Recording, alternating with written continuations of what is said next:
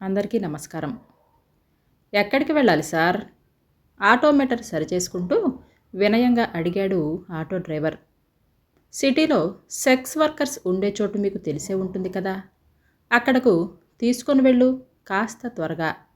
వినిపించిన సమాధానానికి auto driver shock నుండి తేరుకోవటానికి 5 నిమిషాల సమయం పట్టింది. 5 నిమిషాల క్రితం గుడిలో తన ముందరే పూజ చేయించుకున్న వ్యక్తి ఉదయం 6 గంటల 30 నిమిషాలకు ఇలా అడగటం తన జీవితంలో ఇదే మొదటిసారి చూడటం కూడా. తను విన్నది నిజమేనా అని ఒక్కసారి వెనక్కి తిరిగి చూశాడు ఆటో డ్రైవర్. చూడటానికి గొప్పింటి బిడ్డలాగా ఉన్నాడు. తన పుట్టినరోజు అని గుడిలో పూజ కూడా చేయించుకున్నాడు. ఇదేం పోయే రోగము? ఏదైనా పార్టీ జరుపుకోవాలనుకుంటే సాయంత్రం పూట ఏ బార్ అండ్ రెస్టారెంట్కో లేక పబ్లోనూ జరుపుకొని ముచ్చట తీర్చుకుంటే సరిపోతుంది కదా. అంతేకాని ఇలా పొద్దున్నే ఊరి బయట జీవితాల దగ్గరికి వెళ్ళటం ఏమిటో. తల్లిదండ్రుల పెంపకంలో లోపమా, లేదంటే నేటి యువత మత్తుమందులకు బానిసగా మారిన ప్రభావమా? ఇతనే ఇలా ఉన్నాడంటే ఇతను పెరిగిన కల్చర్ ఎటువంటిదో, తల్లిదండ్రులు ఎలా ఉన్నారో కర్మరా బాబు. ఎవరి ముఖం చూశానో ఏంటో ఉదయాన్నే ఇలాంటి కిరాయి దొరికింది అని తలబాదుకున్నాడు. కాదనలేడు. ఎందుకంటే ఉదయమే బోణీబేరము, అదో సెంటిమెంటు. మనసు అంగీకరించుకున్న ఆటో సెల్ఫ్ స్టార్ట్ చేశాడు డ్రైవర్. సార్, మీరు చెప్పినట్లుగానే వచ్చేశాం. మీకు పరిచయమైన ఇల్లు ఏదైనా ఉందంటే చెప్పండి, అక్కడికే తీసుకొని వెళతాను. మనసులో అసహ్యం వేస్తున్నా తప్పదని అనుకుంటూనే అడిగాడు డ్రైవర్. ఈ ప్రాంతానికి నువ్వు కొత్త కాదు అని తెలుస్తుంది. ఇక్కడ నివాసం ఉంటున్న వారిలో కాస్త పద్ధతిగా నడుచుకునేవారి ఇంటి దగ్గర ఆపండి. వయసు కూడా కాస్త తక్కువగా ఉంటే మంచిది. అరగంటలో పని చూసుకొని వెళదాం అని అనగానే ఆటో డ్రైవర్, సార్, మీరు ఈ ప్రాంతానికి కొత్త. నాకు తెలిసిన మంచి కుటుంబం ఉంది. నేను అక్కడికి తీసుకొని వెళ్తాను. మీకు ఎలాంటి ఇబ్బంది ఉండదు. తప్పనిసరి పరిస్థితుల్లో చేయక తప్పని కుటుంబం వారిది. విషయం మాత్రం మీరే మాట్లాడుకోవాలి. సరే అంటే తీసుకొని వెళతాను. నాకు కావాల్సింది కూడా అదే. సాధ్యమైనంత త్వరగా పని చూసుకొని వెళ్ళిపోదాం. త్వరగా తీసుకొని వెళ్ళు అని అంటున్న అతన్ని మనసులోనే తిట్టుకుంటూ తనకు తెలిసిన ఇంటి ముందు ఆటో ఆపేశాడు డ్రైవర్. అది ఒక చిన్న ఇల్లు. రాత్రంతా జాగారం చేసినట్లు కనిపిస్తున్న ముఖాలు. ముగ్గురు వేరే వేరే వయసులో ఉన్నారు. చేసేదే పాడు పని. దానికి కూడా పద్ధతి కలిగిన వాళ్ళు కావాలంట. నాకు ఎటువంటి ఇబ్బంది కలగకూడదట. ఎన్ని కోరికలరా బాబు. పొద్దున్నే ఎవరి ముఖం చూశానో ఏమిటో. ఈరోజు ఎలా మొదలైంది స్వామి. నాకు తెలిసి ఎటువంటి తప్పు చేయటం లేదు.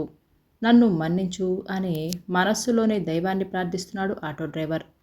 బాబుగారు, ఏదైనా ఇక్కడే గుట్టు చప్పుడు కాకుండా మా పనులు చేసుకోవటం మాకు అలవాటు.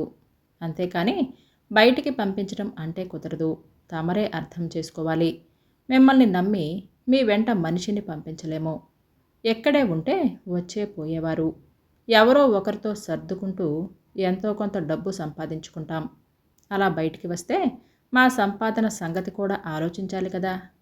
చిన్నగా వినిపిస్తున్న మాటలకు చికాకుగా అనిపిస్తుంటే దూరంగా వెళ్ళి నిలబడ్డాడు ఆటో డ్రైవర్. దాదాపు గంట తర్వాత చర్చలు సఫలం అయినట్లుగా ఉన్నాయి. ఆ ఇంటిలో ఉన్న ముగ్గురు అలంకరించుకొని బయటికి వస్తున్నారు. ఎంత తెలివిగా మేనేజ్ చేశావురా. ఇక్కడైతే ఏ పోలీస్ రైడింగ్ జరుగుతుందో అని ఏకంగా బయటికే ప్లాన్ చేశావా? ఎవరికి అనుమానం రాకుండా ఉండాలని ముగ్గురిని బుక్ చేశావా? ఎంత ముందు చూపురా నీది. నీలాంటి వెధవలు ఉండబట్టే ఇలాంటి వారు తయారవుతున్నారు అని మనసులోనే అనుకుంటూ కాండ్రించి కింద ఉమ్మేశాడు. వారి మాటలను వినటం సభ్యత కాదు అని అనుకున్నాడేమో. దూరంగా నిలబడ్డాడు. సమయం గడుస్తున్న కొద్దీ అసహనం పెరుగుతుందనుకుంటా. అటు ఇటు తిరుగుతూ చేతివైపు చూసుకుంటున్నాడు. టిఫిన్ కూడా చేయలేదు అనే విషయం బహుశా గుర్తుకొచ్చి ఉంటుంది. మరో 10 నిమిషాలు చూసి చెప్పకుండా వెళ్ళిపోవటమే మంచిది. ఇక్కడ మరో 10 నిమిషాలు ఉంటే పిచ్చెక్కుతుందనేలా ఉంది అక్కడ పరిస్థితి. ఇక లాభం లేదు, వెళ్ళిపోవాలి అని అనుకున్నాడు. మెల్లగా ఆటో వైపు అడుగులు వేస్తూ ఎదురుగా ఉన్న ఇంటిలోకి చూస్తూ అలాగే నిలబడిపోయాడు.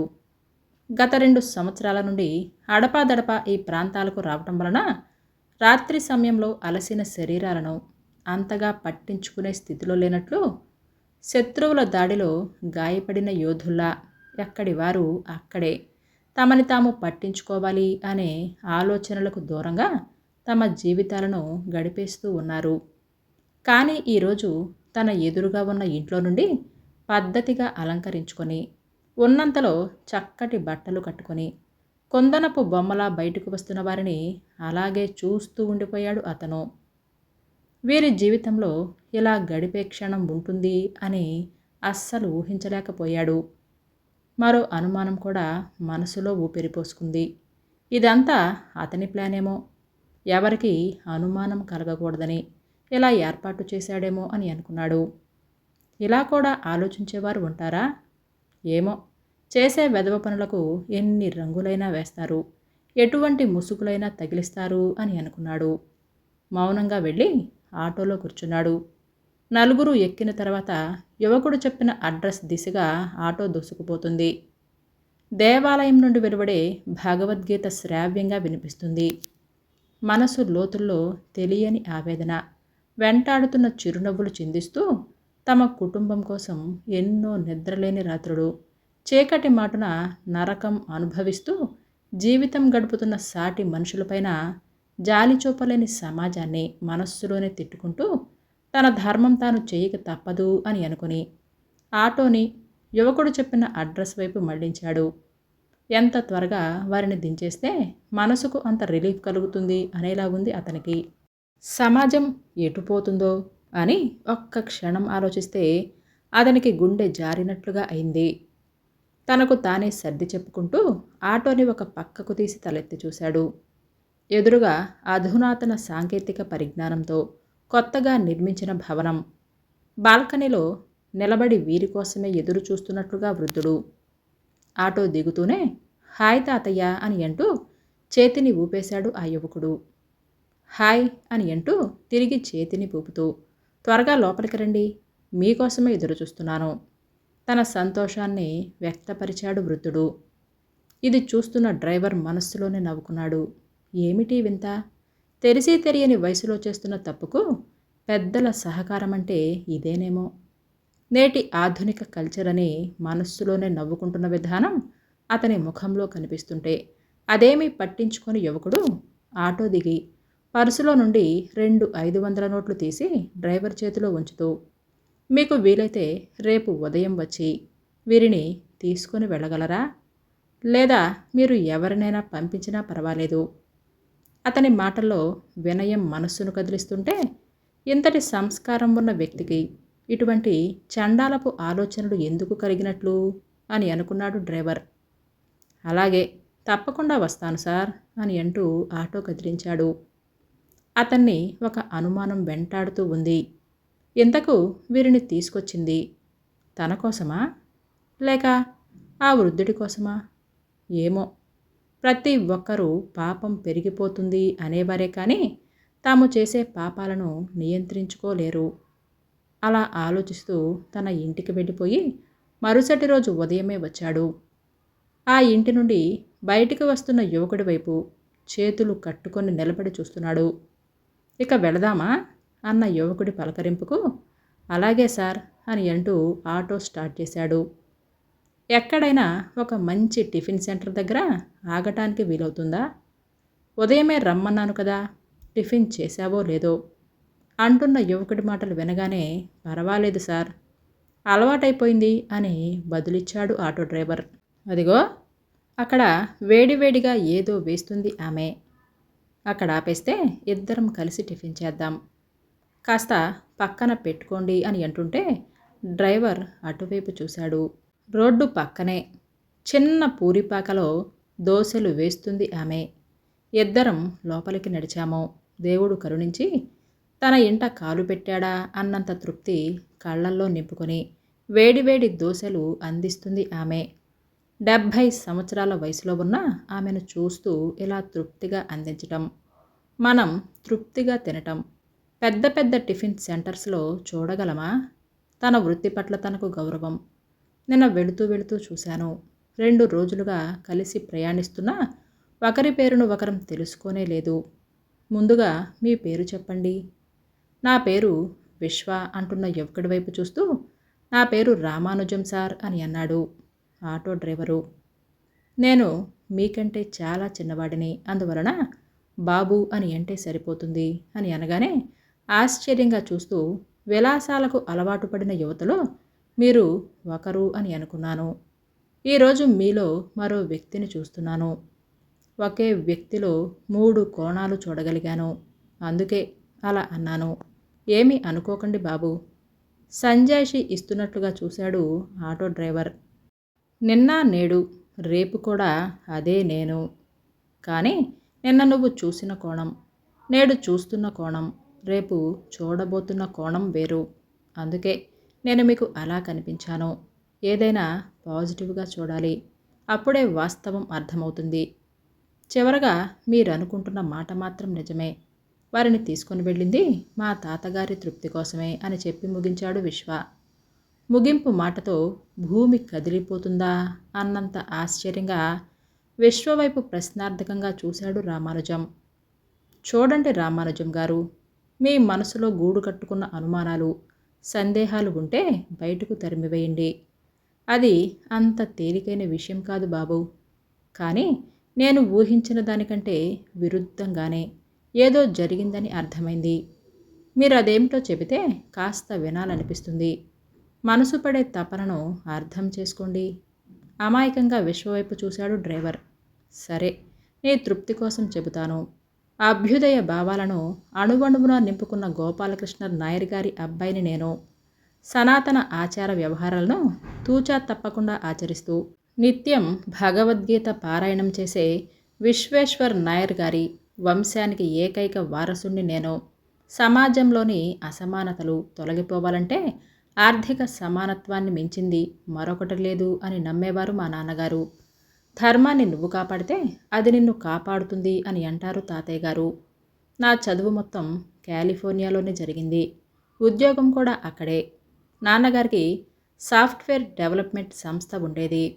తను నమ్మిన సిద్ధాంతం కోసం తన చుట్టూ ఉన్నవారిలో ఆర్థిక అసమానతలు ఉండకూడదు అని భావించేవారు.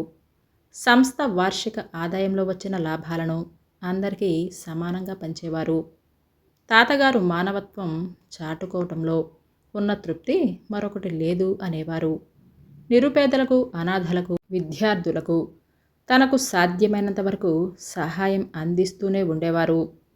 నాన్నగారు ఒకరోజు ఇలా అడిగారు, విశ్వేశ్వర్ నాయర్ మనవడిగా ఉంటావా, లేక గోపాలకృష్ణ నాయర్ కొడుకులా ఉండాలనుకుంటున్నావా అని. నాన్నగారి మనస్సు నాకు అర్థమైంది. నేను విశ్వలానే ఉండాలని అనుకుంటున్నానని చెప్పాను. ఇది జరిగిన నెల రోజుల తర్వాత యాక్సిడెంట్ జరగడంతో తాతగారు కాలిఫోర్నియా రాక తప్పలేదు. నాన్నగారు చివరి క్షణంలో తాతగారితో మాట్లాడిన మాటలు నాకు ఇంకా గుర్తున్నాయి. మానవత్వం చాటుకుంటూ మీరు, ఆర్థిక అసమానతలను తొలగించే పనిలో నేను. దాదాపుగా ఒకరికి ఒకరం పోటీ పడ్డామేమో కానీ మన దారి మాత్రం ఒకటే నాన్నగారు.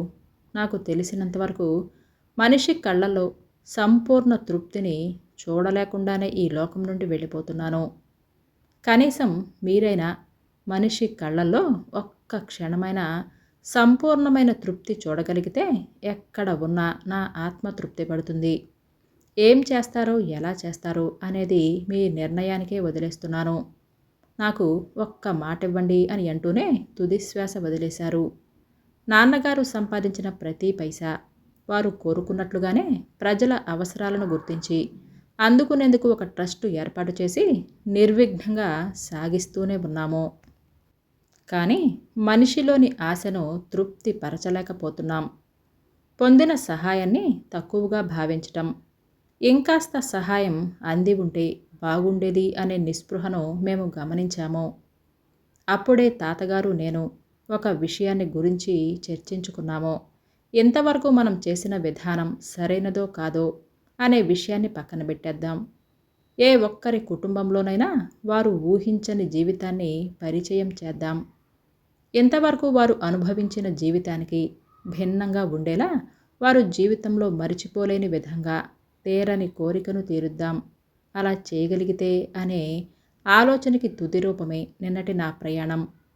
సమాజం దృష్టిలో ఏమాత్రము విలువలేని జీవితాలు, ఎవరి ఆదరణ నోచుకోని జీవితాలు, ఎవ్వరూ ఆదరించని జీవితాలు, నలుగురిలోకి రాలేక వారిలో వారే మగ్గిపోతున్న జీవితాలు, తమకు తాముగా బయటికి వచ్చిన చూపులతో వెంటాడే సమాజంలో వారు కూడా ప్రేమాభిమానాలను కోరుకుంటారు కదా.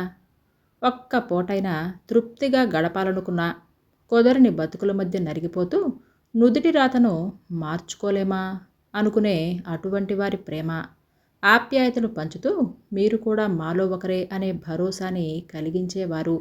ఊహించని జీవితంలో ఒక్కరోజు గడిపేలా ప్లాన్ చేశాను. తమను తీసుకువచ్చింది శారీరకంగా వాడుకునేందుకు అనే ఆలోచనను దూరం చేసి, తమను కూడా మనుషుల్లా చూడగల మనుషులున్నారు సమాజంలో అనే అద్భుతమైన వాస్తవాన్ని వారికి అందించాం. లక్షలు ఖర్చు చేసిన ఎదుటివారిలో కనిపించని తృప్తిని వీరి కళ్ళల్లో మా తాతగారు చూడగలిగారు. అదే రాత్రి జరిగింది. వారికి చివరిగా ఒక అవకాశం కల్పించాం. అది వారికి మాత్రమే తెలిసేలా జరిగింది. ఆ మాటలు వింటున్న రామానుజం తన ఎదురుగా ఉన్నది ఒక యువకుడిలా కనిపించటం లేదు. మనిషిని మనిషిలా అర్థం చేసుకున్న మహానుభావుడిలా కనిపిస్తూ ఉంటే చేతులెత్తి నమస్కరించాడు రామానుజం. నీలో కూడా మనిషిని అర్థం చేసుకునే తపన, సమాజం గురించి తపించే హృదయం రెండూ ఉన్నాయి. మీకు నా చిరు సహాయంగా బ్యాంకులోని ఆటో పైన ఉన్న అప్పు తీర్చేశాను. ఇక నువ్వు మీ ఆటోకి అధికారికంగా యజమానివి. ఇక వెళదామా? తాతగారు ఎదురు చూస్తూ ఉంటారు అని అంటూ బయటికొస్తూ అవ్వ చేతిలో ఏదో ఉంచి వచ్చి ఆటోలో కూర్చున్నాడు. ఇప్పుడు తన పూరిపాకకు తానే హక్కుదారి. వెనుతిరిగి చూశాడు రామానుజం. అవ్వ అదే చిరునవ్వుతో చేతులెత్తి నమస్కరించటం చూశాడు. ఈ కథ మీకు నచ్చిందా అండి? అయితే లైక్ చేయటం, షేర్ చేయటం మర్చిపోవద్దు. అలాగే ఈ కథ ఎలా ఉంది అనేది మీ అమూల్యమైన అభిప్రాయాలను నాకు కామెంట్స్ రూపంలో తెలియజేయండి. మరొక కథతో రేపు మళ్ళీ కలుసుకుందాం. Thank you for watching.